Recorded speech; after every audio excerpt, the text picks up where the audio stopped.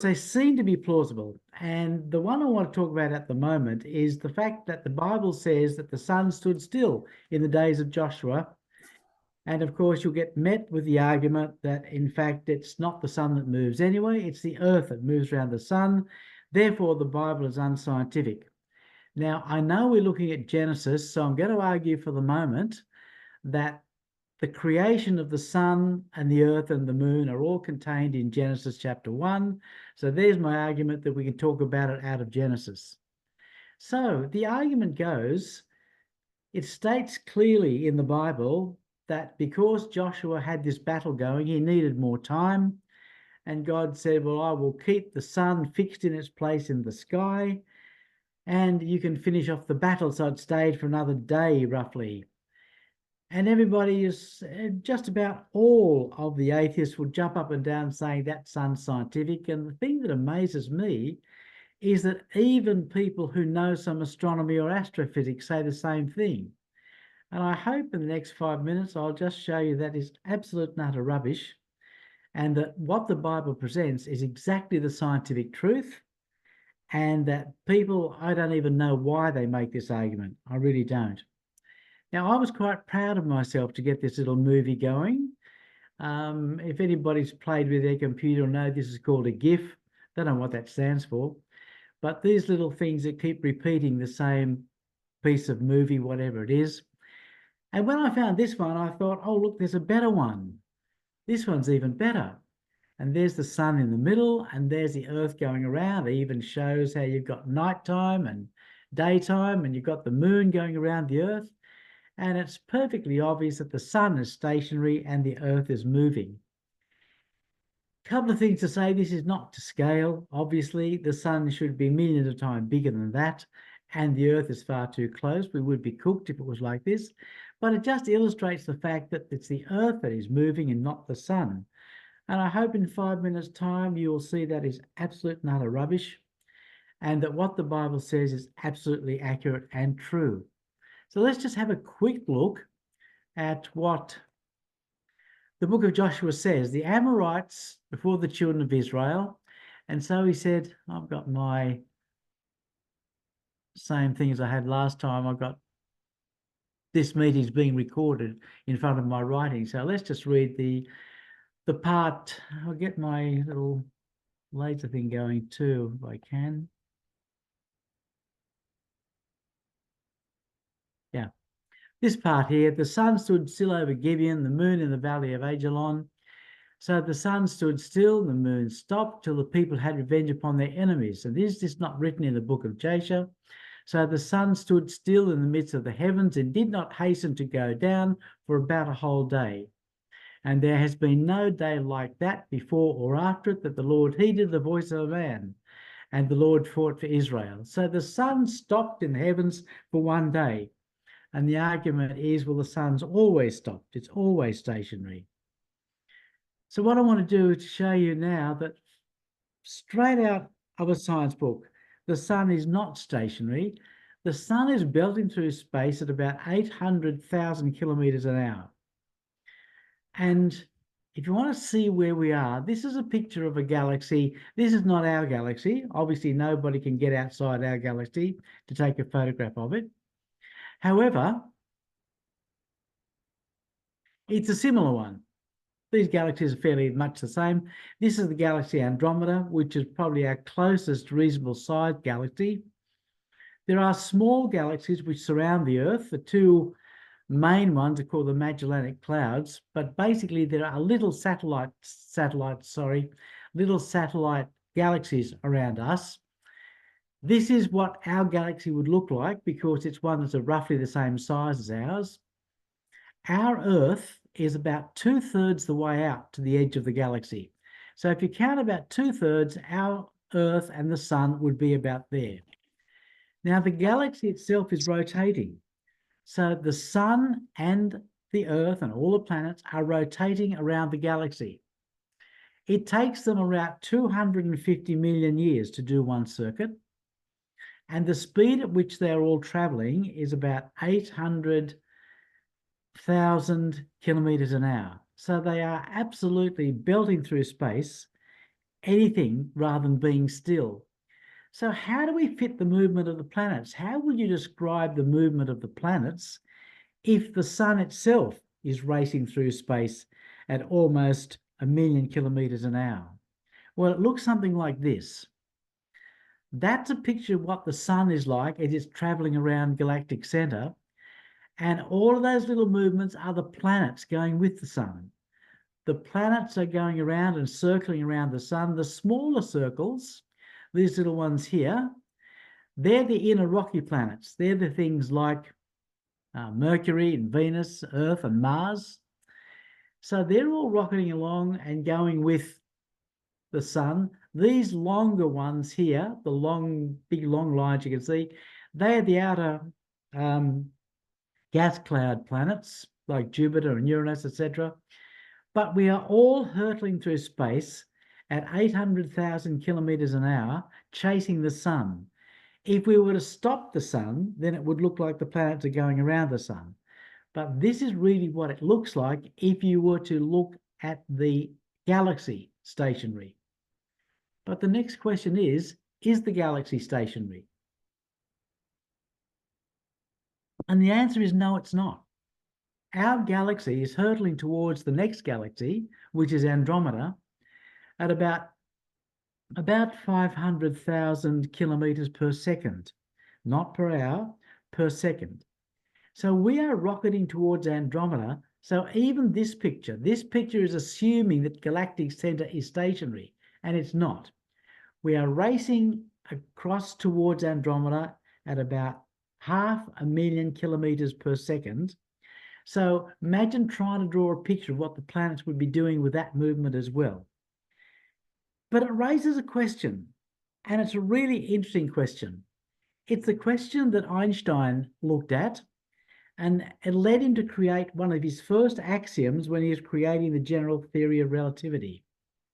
The question is this: are we racing toward Andromeda, or is Andromeda racing towards us? Are we still, and Andromeda is belting towards us at 500,000 kilometers per second? Or is Andromeda stationary and we're going toward them?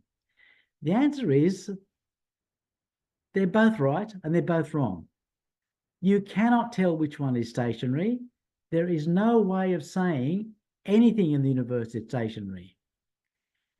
So what we're looking at is just multiple movements. And what we have to do is to choose one of them to be stationary to make our measurements. When you do choose one to be stationary, it's called our frame of reference. And the same thing goes here on Earth. If you go to a track meet, imagine you've got a bunch of school kids and you're going to go down there and they're all going to run the 100 meters track. As they're running, do you add to their speed the rotation of the Earth on its axis, which is about 2,000 kilometers an hour if you're at the equator? Do you add to them the speed of the planet going around the sun? And the answer is no. You take the ground on which you are standing to be your frame of reference. You say the track field is still, it is not moving, but I'll measure the kids running and that will give me their speed. Now, the fact is the field is not still. It is traveling at hundreds of thousands of kilometers an hour. But you don't add that to your measurements because the measurements become absolutely meaningless. These are the Einstein axioms. Well, the first one's the only one that matters. Can I get somebody to read the first line, please? Because I've got it obscured again. Carlton, would you just read the first line? Press escape, space bar, Carlton. Carlton's asleep. Do you want me to do it? No. There is no preferred frame of reference in the universe. Okay. Yes. The sun is rotating, the sun's rotation gives us a speed of 828,000 kilometers per hour. And as I said, we cannot tell which things are moving and which things are stationary. So Einstein came up with this particular statement, which is called an axiom or a basic rule which cannot be changed. There is no preferred frame of reference in the universe. In other words, nothing is stationary, nothing is moving. things only move relative to each other. So coming back to the example of the kids running in the field, you do not add to them the speed of the Earth's rotation. You don't add to them the speed of the galactic movement as we go around with the sun. You don't add to them the move of the speed of Andromeda as it approaches us. You assume that the field on which the kids are running is stationary. That is good science. That happens at every science laboratory around the world. Every science laboratory taking measurements assumes their laboratory is stationary. And we know they're not, but it doesn't matter. So why do we tell kids that the sun is stationary and the Earths go around? Why don't we tell them that the Earth is stationary and the sun moves? Because if you're looking at the whole solar system, making the sun still, and that's the thing that's not moving, makes the maths really easy. All the planets come out to be going in elliptical patterns or almost circles, except for Mercury. It goes in a really elongated ellipse. But if you made Earth the center of your measurement, your what you call frame of reference, you'd end up with really complex mathematics. So what we do is when we're looking at the whole solar system, we make the sun imagined to be still, but it is not still. Nothing is stationary, nothing is moving, everything only moves relative to each other. Okay, so what would you do if you were in a cave and you were Joshua and you were looking at the sun? You would take the cave in which you are standing to be the reference point. You would make that to be your frame of reference. And it is perfectly good science, absolutely obeyed everywhere on the surface of the earth, is to call your frame of reference stationary. And it is absolutely true to say that the sun was moving because you're measuring it in reference to where you are placed yourself. I might just come back for a minute. Do all these people who complain about the Bible being wrong, do they ring up the radio stations and the TV channels every morning and tell them they're wrong when they announce what time sunrise will be? The news says the sunrise will be at 6 o'clock tomorrow morning. Do these people who complain about the fact that the sun is stationary, do they ring up the TV station and say, you're wrong, it's not sunrise, it's earthrise? This one you might recognise. How many people ring up sunrise every weekday morning? I think that's Channel 7, isn't it? I don't know. How many ring up and say, change your name, call it earthrise because the sun doesn't move? No, of course we don't, because it is absolutely true to say the sun is moving if you take Earth to be your frame of reference, which every one of us do every day of the week. If you've got a car and it's a pretty super one and you can go 150 kilometers an hour, obviously you don't add the rotation of the Earth or the movement around the galaxy to it. If you're traveling in an aeroplane and walk to the toilet, you don't come down and claim a land speed record because you walked at 600 kilometers an hour. Because the aeroplane becomes your frame of reference. It is considered to be stationary for all your measurements. Okay, so I'm just tossing that one in because honestly, it comes up over and over and over by people complaining about the errant nature of the Bible. And I'd love to say it's just ignorance, but it isn't, it's lies. Because I've heard good astrophysicists make this argument. People who actually know that they're lying, that know that the answer is that our frame of reference is stationary. Okay, maybe we'll move on. This is one that affects me a fair bit, actually, I've got to say. I lose sleep over this. Jesus talked about what the world would be like in the days of Noah. And we talked about this a little bit last time. Jesus said, in the days of Noah, it'll also be the same in the days of the Son of Man. For as in the days before the flood, they were eating and drink and marrying and giving in marriage until the day that Noah entered into the ark, and did not know until the flood came and took them away. And also that will be the same as the coming of the Son of Man. Now, we talked last time that behavior, which Jesus is talking about, There's nothing particularly sinful in those things. It's just that they were the things that occupied people's everyday 24-hour lives. They decided there was nothing more than to marry, get married, have a family, have a house, build up your business, get good employment, build up your superannuation to your old age. That's all they concentrated on. And all Jesus was saying was there's nothing wrong with those things, but they ought not to be the focus of your life. They ought to be consequential. They ought to be on the edge of your life, and your main focus is to follow Jesus. But the Bible says something else about those days, which I find quite disturbing. God said to Noah, "The end of all flesh has come before me, for the earth is filled with violence through them, and behold, I will destroy them with the earth." What was God pointing at as being the great and, I guess, unending sin of man? It was violence. It was violence and murder and rape and just every evil you can imagine perpetrated upon each other. And it's happening right around us. I don't think it's any worse today, but it's no better. But what has changed today is the scale of it. We have weapons today that can inflict death upon thousands of people at a touch of a button.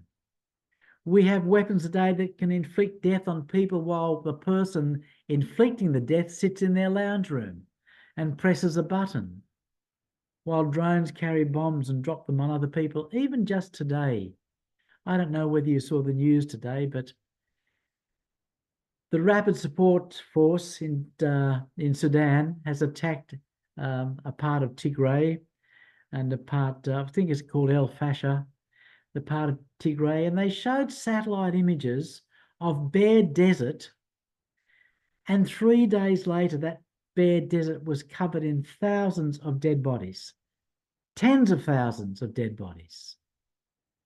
And that's just happened in the last 3 days. That's why I can't, one of the reasons I lose sleep.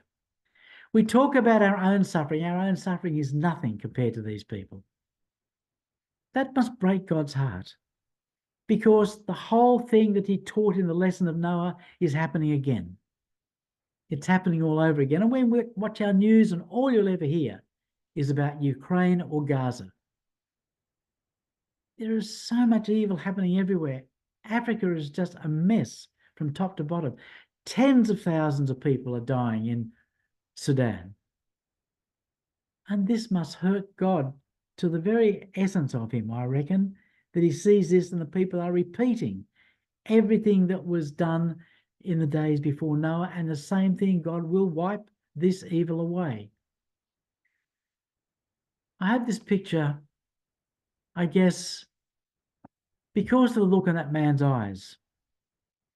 I cannot forget the look in his eyes. I cannot forget the anguish that that man feels at the death of his child. And a death deliberately perpetrated, not from disease, not by accident, but deliberate perpetration of killing. There was another picture, I decided not to show it, but of a man holding a parcel not much bigger than a couple of shoe boxes, and that was his dead child. And it looked like it must have been a baby, you know, maybe 2 or 3 months old, but it wasn't. It was his daughter, who was 18. And all he had in that shoebox was a piece of her skull and her hair. That's all he had. This is what God looks down on and watches every day. And this is what we ought to be out telling people, that this is going to change. We should be out every day telling people that Jesus is going to come back and change this, so that one day the world will be healed. Have you ever stopped to look through all the passages of the Bible that talk about the kingdom? They very rarely talk about us. I don't know what I'll be doing. Will I recognize my parents? How old will I be? Will I look about 30? Will I recognize my children? I don't know. Will I have a relationship with them? I don't know. But what I do know is that the lion will lie down with the lamb. People will beat their shares into pruning hooks, their spears, I should say, into pruning hooks, and their weapons of war will be turned into plowshares. Tears will be wiped away from all eyes. All sadness will be wiped away from the earth. The message of the kingdom is about the world. And when we get to the last 2 chapters of Revelation, we're told there's a tree there in the kingdom of God, and it has leaves for the healing of the nations. Not too sure what we'll be doing, but I do know that what God's aim is that he might heal the nations. This is one of my, I've got a longer quote coming in a moment. I don't know how many of you know Bertrand Russell. Bertrand Russell was, for you, Bev, he's your namesake, so you should know him. He was a philosopher and mathematician who lived in England around about the 1940s, 50s, 60s, 70s. Very passionate advocate for change in the world, that the world might be a kinder place. And he wrote this, and you'll find it on YouTube with him actually speaking it. 3 passions, simple but overwhelmingly strong, have governed my life. The longing for love, I'm sure we've all shared that. The search for knowledge, he was a great mathematician. And the unbearable pity for the suffering of mankind. And that's what was the torment of his soul. 3 passions, simple but overwhelmingly strong, have governed my life. The longing for love, the search for knowledge, the unbearable pity for the suffering of mankind. These passions, like great winds, have blown me hither and thither in a wayward course, over deep ocean of anguish, reaching to the very verge of despair. And that's how the human race must feel. We are driven to despair, although not many of us. I think most people are concentrating on killing someone else. The world is full of evil. But for those of us who can see past that, we get to the verge of despair, but we do know that there is this kingdom coming, and all of this hardship and evil will be swept away. Right, moving on to something else out of Genesis, which I've always wondered about. It's nothing particularly all that exciting, but I just find it interesting. You remember the Battle of the Kings? It was when 4 kings versed 5 kings. And it was in the time when the kings who were exacting some sort of taxation from those kings down south of the Dead Sea, they came because they stopped paying their tax. These 4 kings from a long way away came and decided to make war against them. Came to pass in the days of Amraphel, king of Shinar, Arioch, king of Elasar, Shadalmalesa, Chedorlaomer, king of Elam, and Tidal, king of nations.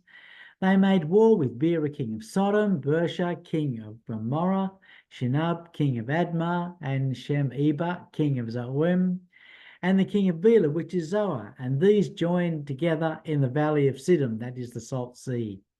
12 years they served that king, and in the 13th year they rebelled. And I thought, well, that sounds normal. Some of the kings they overcame the others, they made them sort of slaves, exacted taxation from them, and they decided not to continue paying the tax. But then I had a look at a map and just found how far away these kings were that came and travelled all the way over to fight with the people in Sodom and Gomorrah. This is where the invading kings were. They were right over here in what we would normally look at as being around Babylon. Babylon's up there, but this would have been Sumer and Akkad. And if there's a scale down the bottom, I think that scale's in miles. I can't quite read it, but they're about 500 or 600 miles away. And you ask yourself, why was it that these people were paying taxation to these people? They're 600 miles away. You know, and miles meant a lot more in those days than they do now. I wouldn't have even thought they knew each other. But we saw last time that Sargon I had got a kingdom that had spread right up the Tigris Euphrates valleys and then right over the top and came down towards Canaan. So these people here had an empire which stretched right over what we would now call the Levant, I guess, right down to here. And they had their influence over this particular group of cities. And they were the ones who were supposed to pay tax. And it always seems to me to be a surprise that those cities were so far apart. And one other thing, they've got all these kings. There were 5 kings here, and there were 4 kings here. And you sometimes wonder, we tend to think a king has to have a kingdom. Well, they didn't in those days. It was sort of like being the mayor of a town. Just to give another reference, this is when Lot went out and left Sodom. He said, "Please no, my lord, indeed now your servant has found favour in your sight, but I cannot escape to the mountains, lest some evil overtake me and I die. See now, this city is near enough to flee to, and it is a little one. Please let me escape there. Is it not a little one, and my soul shall live?" And you'll find that city's name was Zoar. Now, that was one of the cities. Zoar, this Bela, is also called Zoar. So one of the cities is considered to be tiny. In fact, the name Zoar means insignificant. So how come it had a king? Well, obviously it wasn't a king in our concept. It was just like a mayor of a tiny village. So when we read these kings fought, and even Abraham only took about 300 men to beat them, they would have only been just a collection of just a few, I guess, huts or tents. So nothing like we would have think of as a kingdom. Okay, I wonder if you have ever wondered what the ages were like back in the days of Abraham, and how old was a person? If you lived to 175, how old were you when you reached 100? Were you decrepit? I sort of look at it and I think to myself, well, 100, that's only a little bit more than halfway. Abraham lived to being 175. And when he was 100, that's not much more than halfway. But see what the Bible says about it. Now, Abraham and Sarah were old, well advanced in age, and Sarah had passed the age of childbearing. That phrase, well advanced in age, they were old. They were well advanced in age, not just, getting on a bit. They were well past it. They were old.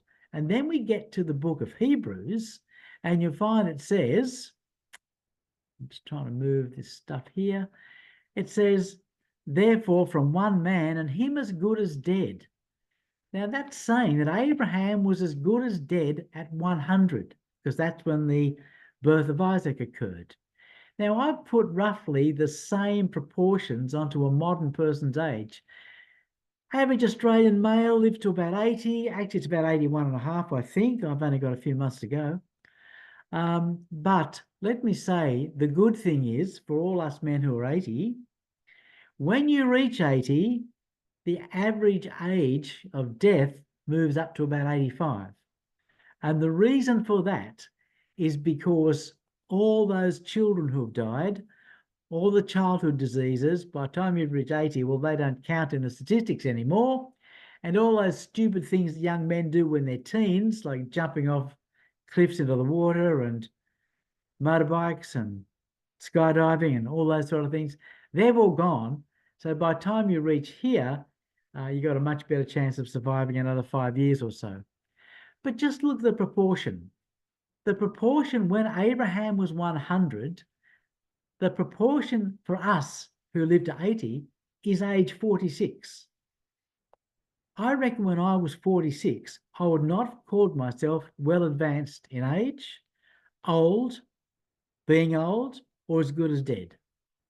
So I would think, and it's a pretty awful thought actually, that they got to old age much earlier and lived a long time in old age. That's a guess. I don't know. But it just seems to me to be rather odd that the same proportion is defined as being very old, as good as dead. Not so bad for women. Obviously, Sarah died quite young. I'm just trying to get my screen to advance. Right. Now, same thing. Sarah died young. Now, in our society, women live longer. I don't know how Sarah died. Maybe she had some disease. And I would expect that women would have actually lived longer than this normally.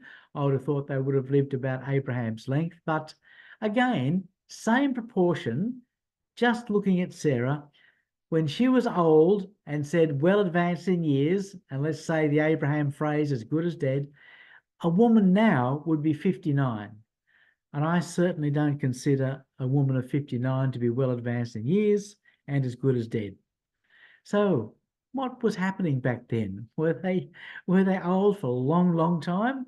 I don't know. But it just seems to be a rather odd proportion. Right, this is the next one, and I can't read. Robin, can you read, please? Would you press your space bar down? Would you please read the top line above that Jeremiah quote? Is there anything there, or is the Jeremiah quote the first thing? Oh, it just says 12, the binding of Isaac. Yes, okay. That's the bit I can't see. I've just got this banner saying this meeting is being recorded. Okay, what I want to do is have a quick look at the sacrifice of Isaac. In most literature, it's called the binding of Isaac. I don't quite understand why Isaac was bound hand and foot to be put onto the altar, but I would have thought that was the least significant part of the story. So why in classic literature and art it is called the binding of Isaac, I don't really know. It's a difficult story to understand. It's exceptionally difficult. Why on earth would God demand child sacrifice? And let me just jump in quickly for a start and say that people who say, oh, it's okay because he stopped Abraham at the moment when he was going to stab his child, that's not a way out. That's just silly. God would never require a person to murder their child. Doesn't matter whether he went through it or not. Would God test you by saying, commit this huge sin for me? Look at what God thinks about child sacrifice. They built the high place of Tophet, which is in the valley of the sons of Hinnom, to burn their sons and daughters in the fire, which I did not command, nor did it come into my heart. God never commanded or ever thought of the process of child sacrifice. Same thing here, exactly the same phrase.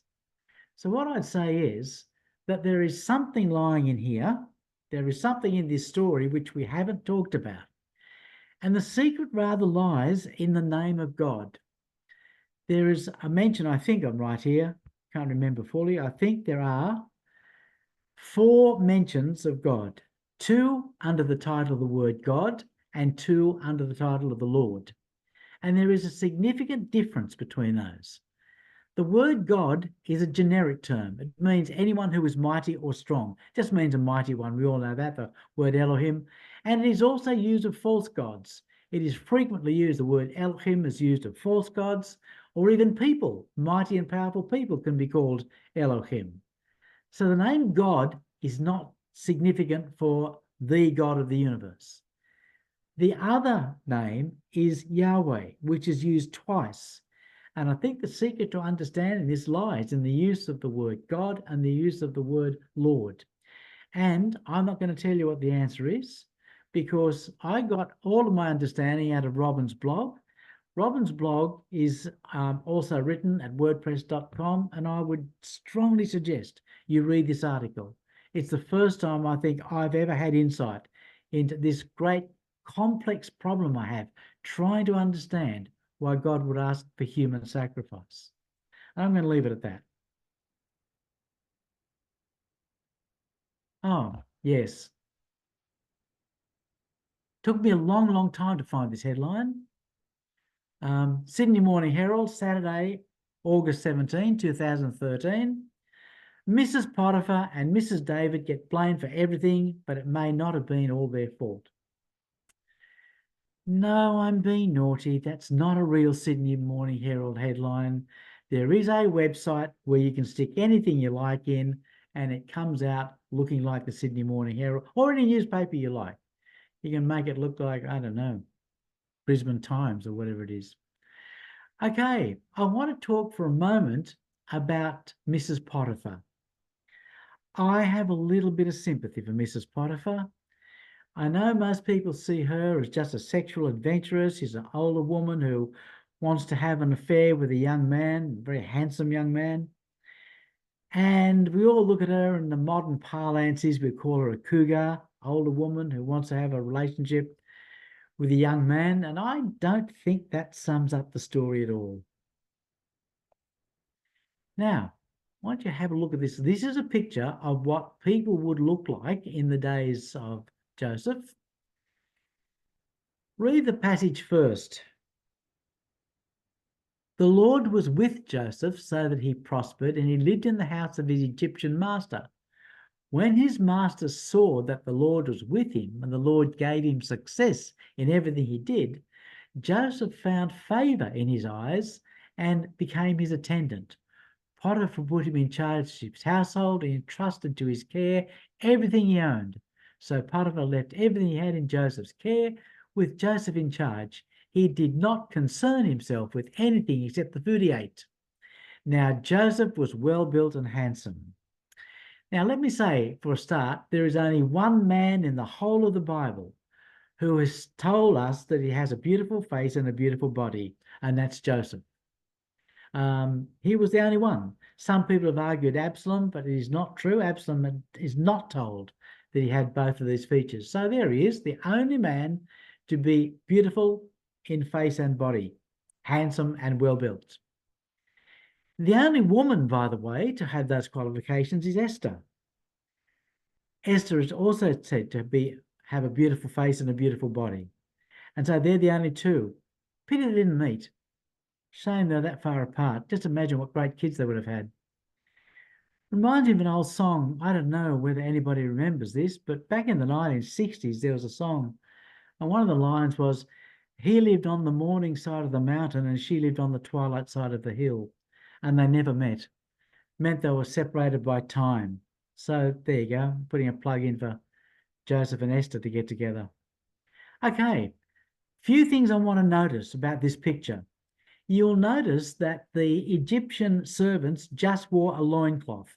Now, whether that was all year round, I don't know how cold Egypt gets in winter. I suspect they would have had a cloak. But in every picture you see of Egyptian servants, they are all just wearing loincloths and are bare for the rest of it. The next thing is they are clean shaven.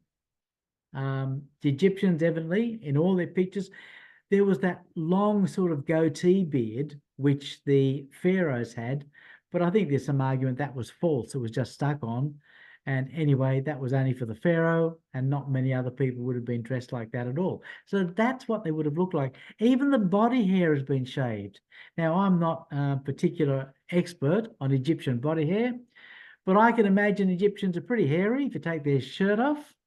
But every picture and every image you have of Egyptians, servants or not, they are all clean shaved all over. Okay. I'm going to try to move this. I'm just having another problem with moving my slides. Right. Here's the best I can do with a picture of Joseph. I've got another picture of Egyptians, and I just want to make sure it doesn't look like I'm sort of emphasizing this too much, what he might have looked like. You'll see this is a picture of, I can't tell what dynasty this is from, maybe 1000, 2000 BC, but you'll again see all the servants are just clothed in a loincloth, almost looks like a nappy to me. Again, they're clean shaven, they've got short hair. All of them would look like this guy here. I just found his picture on the web. I was a bit tempted to get Brad Pitt in a loincloth, but when I did, all I could get was pictures of Achilles out of that movie Troy. So maybe this is what he's like. Here he is reading Potiphar's plans or things to do tomorrow. This is what he looks like, roughly. He's got a bit of a beard, and that shouldn't be there. And there's also a rainforest in the background. Well, don't think there's too much of them in Egypt. What I want you to notice carefully is after a while, his master's wife took notice of Joseph. The Authorized Version says, after a while, his master's wife began to notice Joseph. If she was a sexual adventuress, if she was a cougar, as we say, how long do you reckon it would have taken her to notice him? If he's walking around the house like that, how long do you think she would have noticed him? I would have said it would have taken about 10 minutes. But it doesn't. It's after a while she begins to notice. And she begins to notice him. And yes, she definitely does the wrong thing. She tries to have an affair with him. But I think there's a lot more in this couple of words. I think that she not only notices what he looks like. I think she notices he's intelligent, he's taken charge of the household, he's taking the role that her husband should have taken. He's doing exactly the things that her husband should have done. And yeah, she's done the wrong thing for sure. But I think she's been put in a very bad position because this man, Joseph, has taken over the role of her husband. He's handsome. And I think she's given way. I think she's probably even fallen for him. Maybe not love, but she's certainly got a crush on him. And I think that's sort of pretty sad. And I also think that Potiphar has got a lot to answer for. You'll notice that we looked at before that Potiphar only cared about the things he put in his mouth. Potiphar had reached that stage where Joseph was doing everything. He didn't have to bother doing anything, so all he cared about was his next meal. Now, this might not be an accurate picture, I would say, of Potiphar, but this is what I figure he might have looked like if he was transferred today. He left everything in Joseph's care, and he did not concern himself with anything except the food he ate. I can imagine him sitting there getting takeout pizzas and flicking through Netflix. And I can imagine that's what he would have looked like. And I think that puts an impossible burden on his poor wife. And I would argue that it's a lesson for all of us, husbands or wives. Take care of our spouse. Look after our spouse carefully. Be tender, be kind, be attentive, and take on the role of husband or wife properly. Okay, so that's what he looks like. Now, I think, yeah, I think this is my last slide, and I think we'll probably finish now because it's 1:45. I do have a bit more I was going to look at, but we'll do that next week. There's been an argument floating around that I've often heard. Was Potiphar a eunuch? Was this one of the contributing factors to his wife's decision? And so I used AI. I got on a ChatGPT and I said, tell me, was Potiphar a eunuch? And one of the great things with AI is it can read 100 or 1,000,000 documents in a second and a half, something I can't do. And here's it says, no, the biblical Potiphar was not a physically castrated eunuch.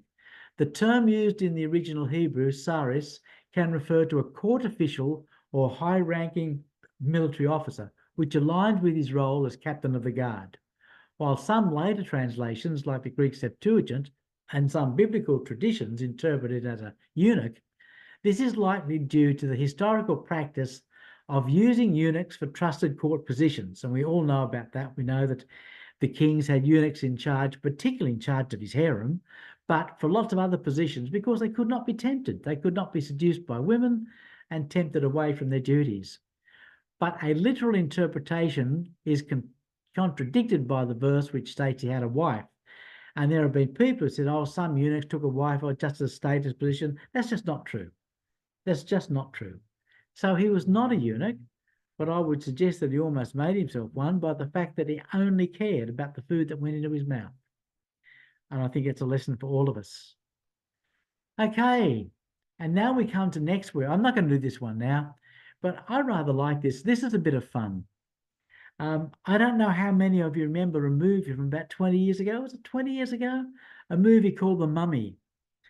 I can remember it starred Brendan Fraser as the handsome young Egyptologist or something. I don't know what he was. And the movie is all about this mummy coming to life and this ancient curse of a mummy that came to life and hunted people down and killed them with scarab beetles and things. And that mummy that came to life was a second in charge to Emperor Djoser, and his name was Imhotep. And when you read the story of Imhotep, you start to notice something strange. He was second in charge to the king, the pharaoh. You think, well, that's all right. He lived to 110 years before he died. Anybody know how long Joseph lived? Yeah, 110 years. He was a great builder.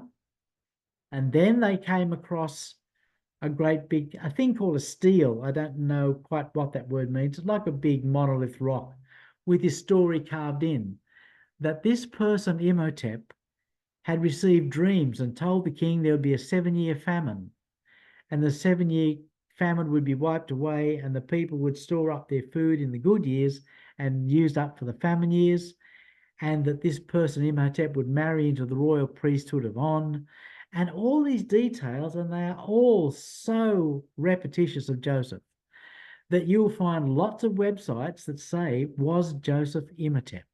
Were they the same person? Now, big question that everybody always asks is, if Joseph was so important, why does he get no place in Egyptian history? Why is he not recorded anywhere? And of course, this story is, well, maybe he is. Maybe he was Imhotep. I think this is a bit more of a fun. I'll go through it next week or next time, but it's just a bit of fun.